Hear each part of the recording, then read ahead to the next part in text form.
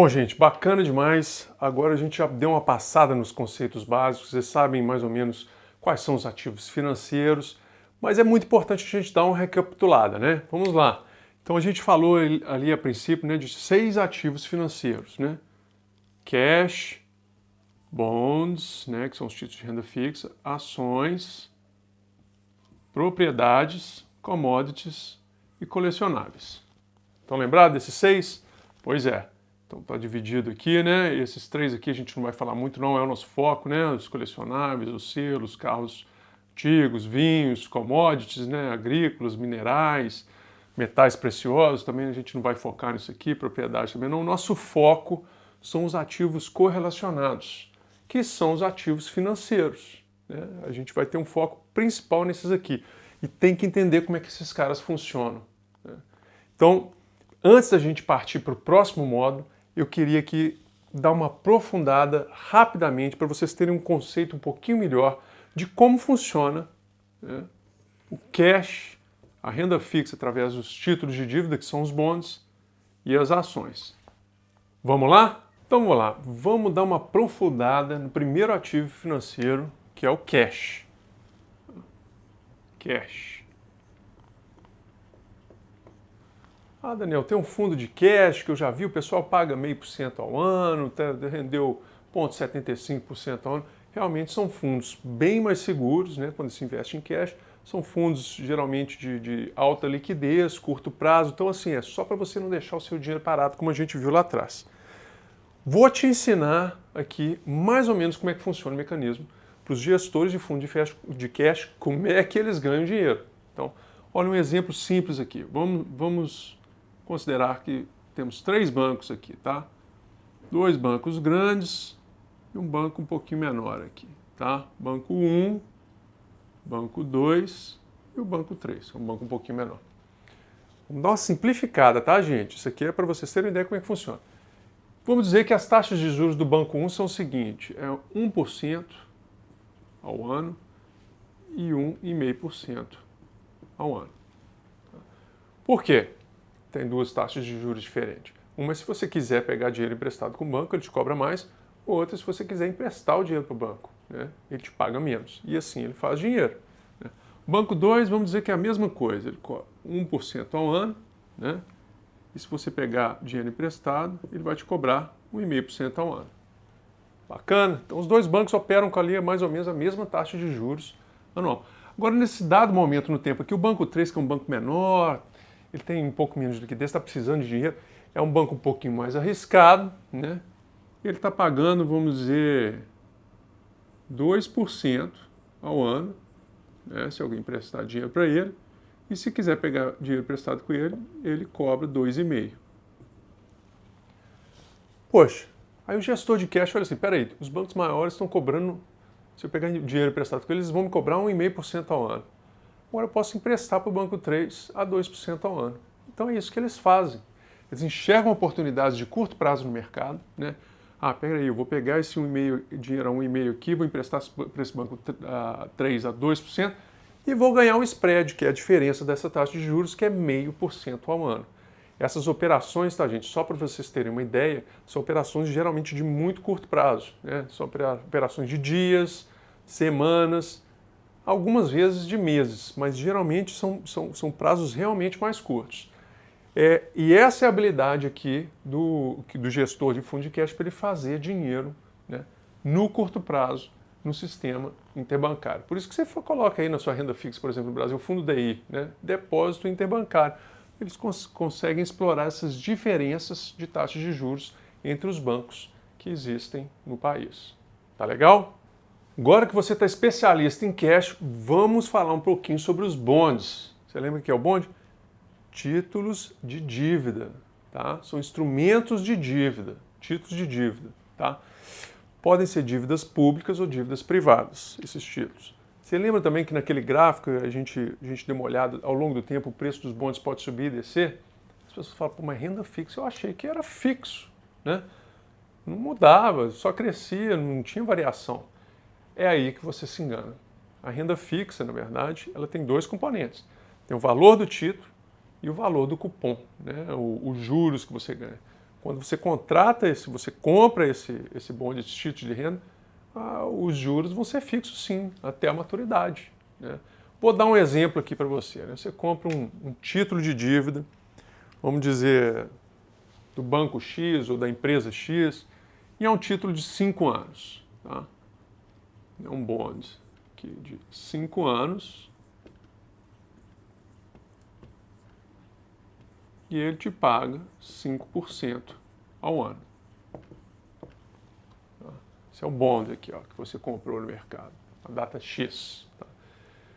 Então, o que isso quer dizer? Se você coloca lá $100, compra $100, um bonde de $100, e ele te paga 5% ao ano, e ele tem a maturidade em 5 anos, o que isso quer dizer? Que todo ano ele vai te pagar $5.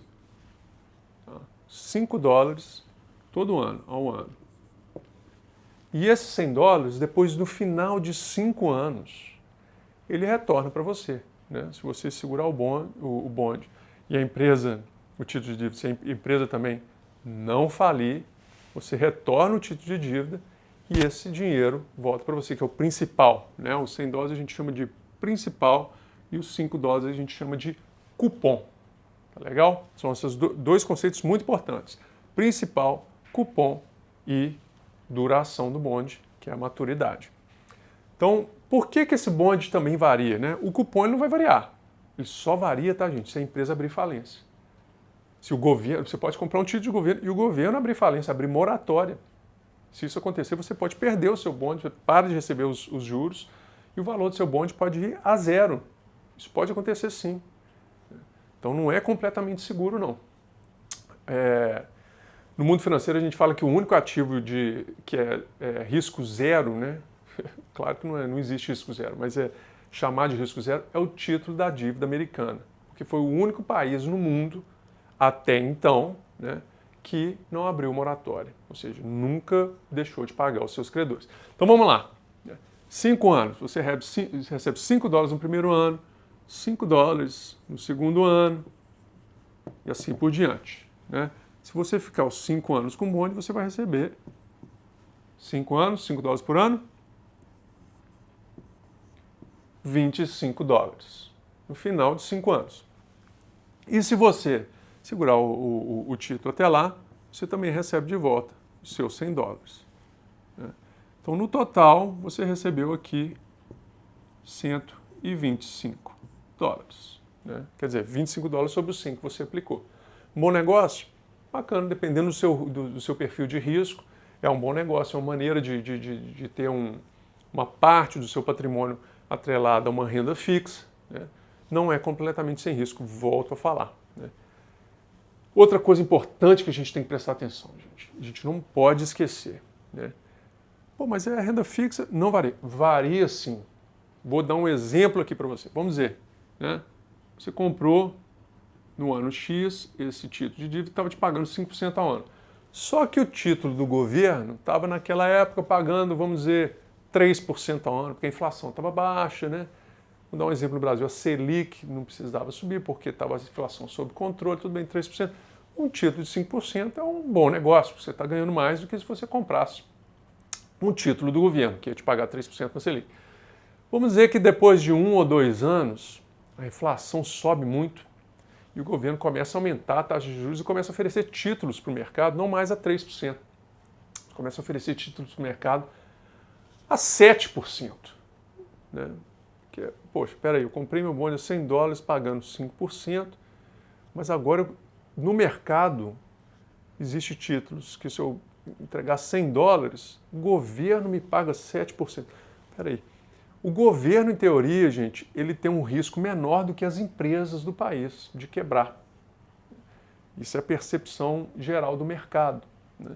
Então, quando o governo começa a oferecer juros mais altos do que os juros de um título de uma empresa, o que acontece com o valor do principal que você tem aqui? O valor do seu título. Ele cai. Porque, poxa, o investidor que está lá no mercado, ele fala assim, eu tenho opção, eu posso comprar esse título aqui do Daniel a $100 e ganhar 5% ao ano, eu posso comprar do governo e ganhar 7% ao ano. Não, Daniel, se você quiser que eu compre o seu título, eu já não vou mais pagar $100. Eu vou te pagar $95. Por quê? Porque, poxa, 95, eu tenho um deságio aqui, né? Eu vou te pagar um pouquinho menos, vou ganhar esses 5%, esses $5 por ano em 95, é um pouco mais do que 5%, né? Começa a ficar um pouco mais interessante. Então, a mecânica é essa, gente. Se você tem a dinâmica do mercado que mudou, o valor do seu título, se você quiser vender entre a data de compra e a maturidade, que isso pode ser negociado em bolsa. Se você quiser se desfazer desse título antes da maturidade, isso pode ser negociado no mercado, que a gente chama de mercado secundário. Então, dependendo do que estiver acontecendo no mercado, esse título pode valer menos ou mais. Da mesma forma aqui que eu mostrei que existia um deságio, pode acontecer o contrário. Né? Pode acontecer se, por exemplo, o governo ou os demais títulos que estão sendo negociados no momento ofereçam juros muito mais baixos. Né? Vou dar até um exemplo que está acontecendo desde da pandemia. Juros na Europa eles são negativos. Ou seja, se você comprar títulos de governos na União Europeia em 2020, 2021, você tinha a certeza que você ia receber menos dinheiro do que você colocou. Olha que doideira, né? Realmente, é maluco, mas o mercado é esse. Muita gente fala assim, eu prefiro ter a segurança de prestar para um governo europeu e perder um pouquinho do que colocar esse dinheiro em outro lugar. Enfim, não aconselho isso, tá, gente? Mas é isso, a dinâmica do mercado, se os juros do governo, por exemplo, também caem, né? Estava em 3, caiu para 1, o seu título que paga 5, ele se torna um título mais valioso. É mais raro achar no mercado um título que está pagando 5% ao ano. Então vai ter gente que vai virar para você, Daniel, esse seu título de $100, eu quero te comprar ele por $105. Então é isso que acontece, tá, gente? Quando a gente mostrou naquela curva do tempo, os bonds, né, eles podem ter uma oscilação, mas no longo prazo, se você mantém ele até a maturidade, ele vai te dar o principal mais os juros. Mas existe essa oscilação aqui que são devidas, né, a condições do mercado. Vamos pro terceiro agora, que é o mais importante, vamos falar um pouquinho das ações. Bem-vindos de volta, gente. Agora nós vamos falar sobre o ativo que realmente pode te deixar rico no longo prazo, que são as ações. Ações. Mas, Daniel, o que é uma ação? Por que o projeto chama multiplicação, ação? Bom, gente, vou tentar simplificar mais uma vez, né? Porque o objetivo aqui do curso básico é você entender. Eu não vou entrar nas minúcias. Eu vou contar uma historinha aqui. Vamos contar uma historinha. Vamos supor que o Zezinho ele criou uma empresa, né? Esse aqui é o tamanho da empresa do Zezinho. E ao longo do tempo ele começou a trabalhar, a empresa começou a crescer, começou a fazer mais negócios, começou a vender mais. Essa empresa que era uma empresa um pouco menor, começou a crescer, começou a virar uma empresa um pouquinho maior. Aí você, poxa, que negócio interessante, o Zezinho está ganhando dinheiro. Queria ser sócio dele. Zezinho, seguinte, eu queria ser sócio seu, não tem como me incluir como dos... Não, Daniel, não preciso de sócio agora, a empresa está indo bem, né, eu quero continuar com o controle. Não, obrigado, não quero. Então passaram-se aí mais alguns anos e a empresa do Zezinho virou uma baita empresa. Empresa de um tamanho legal. Né? Só que quando a empresa chega num tamanho grande, ela precisa de capital para poder funcionar. Né? Então, nesse momento, existem vários motivos, tá, gente? Por que uma empresa de capital privado quer se tornar uma empresa de capital aberto, né? Uma empresa listada em bolsa? Várias empresas, porque é uma jogada de marketing, então a marca vai ficar muito mais conhecida. Outras empresas elas querem se capitalizar e vender uma parte da empresa. É uma maneira da empresa conseguir dinheiro barato no mercado. Né? Os motivos são os mais variados. Né? E isso traz também, às vezes,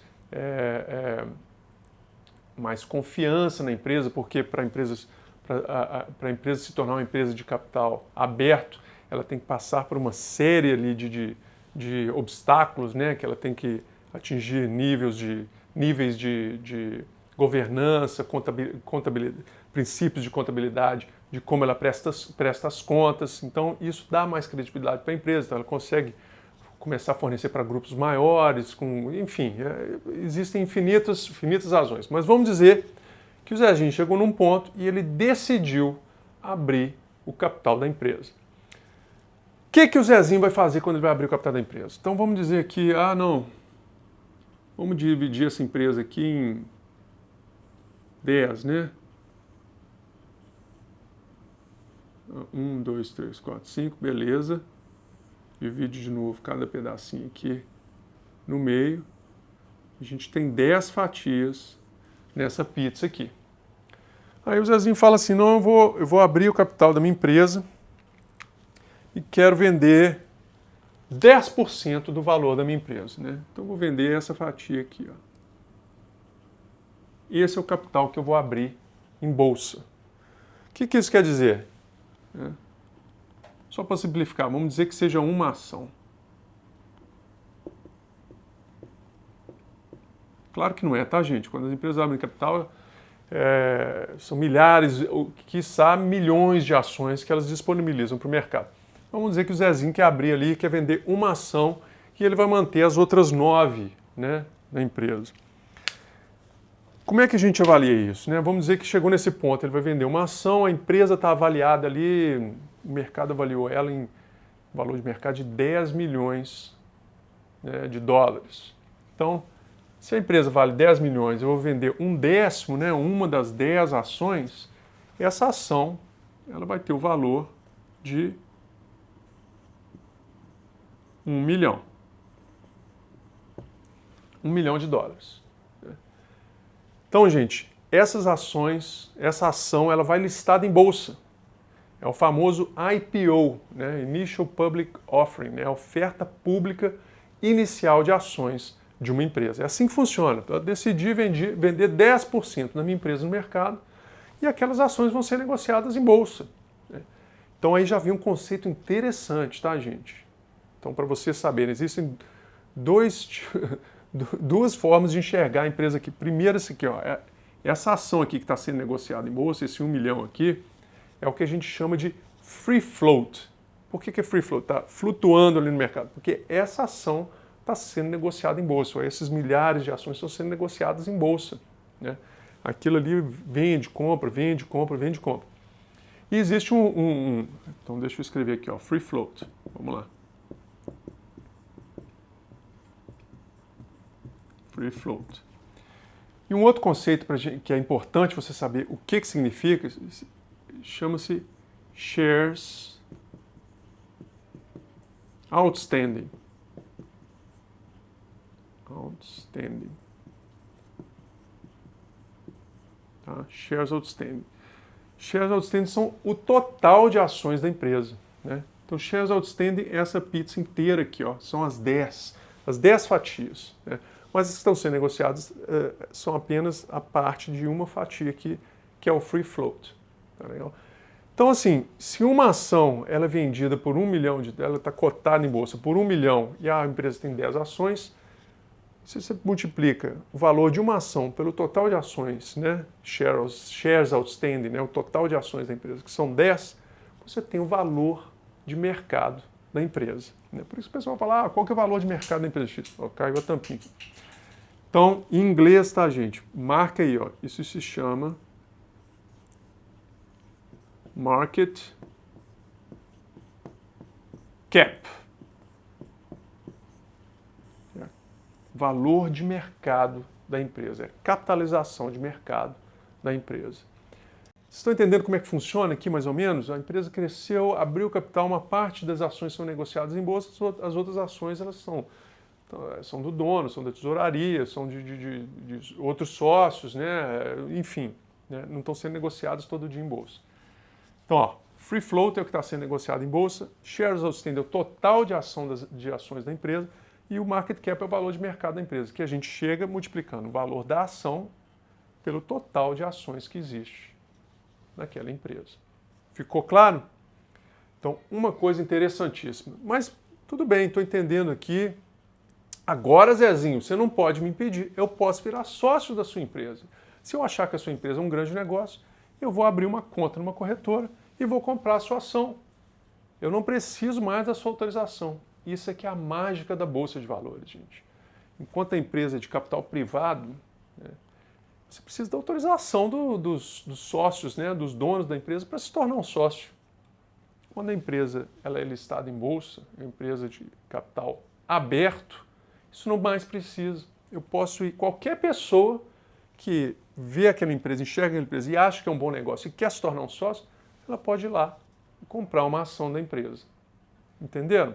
Olha que coisa interessante. Vai que essa empresa, eu comprei essa ação aqui por $1 milhão e essa empresa continua trabalhando e crescendo e se dando bem, né?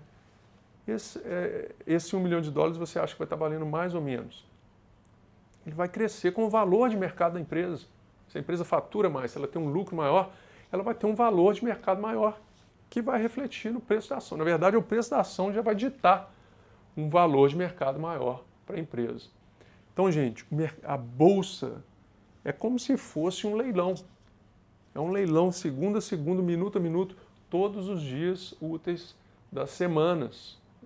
E ali a gente determina o preço de mercado de uma ação e o valor de mercado de uma empresa. Isso mesmo. Vamos dizer lá, 1 milhão, né? Existe uma... No mercado tem sempre gente comprando e gente vendendo, né? Então existe aqui uma ordem de venda. Vamos dizer, eu comprei por 1 milhão, eu quero vender minha ação por 1,1 milhão. Tem uma ordem de venda lá. Mas no mercado um cara não acha que essa empresa é tão bacana e ele colocou uma ordem de compra lá a 900 mil. Então o que vai acontecer? Nada, né? Se você tem uma ordem de compra 900 mil, ordem de venda de 1,1 milhão, não existe acordo.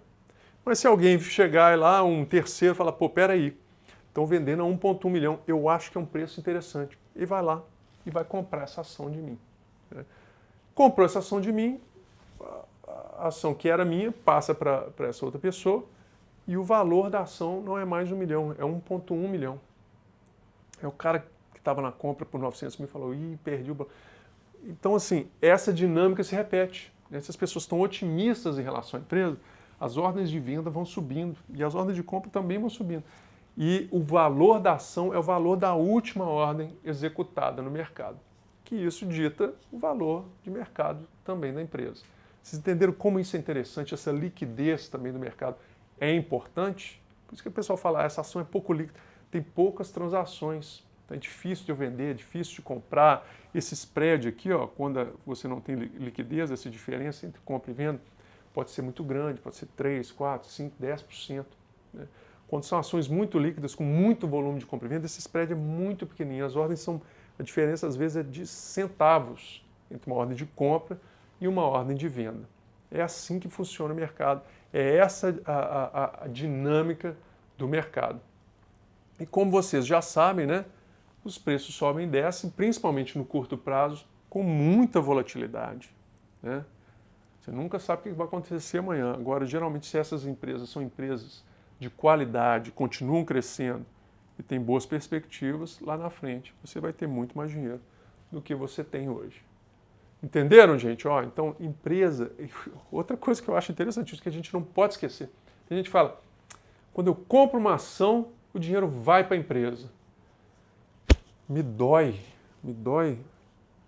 profundamente escutar isso, gente. Dói profundamente.